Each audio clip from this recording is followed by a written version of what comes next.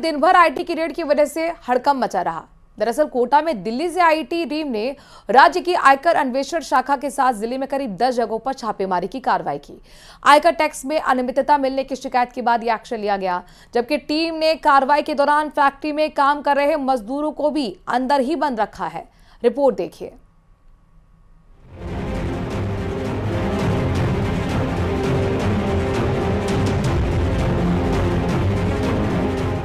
Tax चोरी का शक।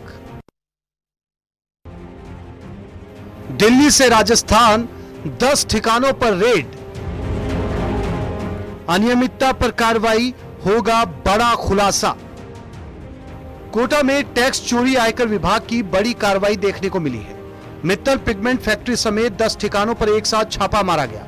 इसके अलावा दिल्ली, नागपुर और जम्मू में भी आयकर की टीम ने कार्रवाई की। इसके बाद कारोबारी जगत में हलचल मच गई। सुबह 8 बजते ही कोटा के इंद्रप्रस्थ इंडस्ट्रियल एरिया में मित्तल पिगमेंट फैक्ट्री के बाहर आयकर विभाग की गाड़ियों का काफिला पहुंचा और चंद मिनटों में पूरी फैक्ट्री को घेर लिया गया। इसके अलावा जगपुरा और भीमपुरा की एनटीपी फैक्ट्रियों पर दबिश दी गई, जहां ब्राउन सोडा केमिकल लेड प्लेटों का कारोबार होता है। फैक्ट्री मालिक रमेश चंद्र अग्रवाल पर बड़े पैमाने पर टैक्स चोरी का शक है। सूत्रों का कहना है कि रमेश अग्रवाल के पास 112 ट्रक है, जिनसे रोजाना करोड़ों का माल देश भर में सप्लाई होता है। आयकर विभाग इन्हीं सप्लाई चेन और ट्रांजैक्शन की बारीकी से जांच कर रहा है। छापेमारी ने कोटा के कारोबारी हलकों में खलबली मचा दी। विभाग चुप है, लेकिन इशारा साफ है, खुलासा बड़ा होने वाला है।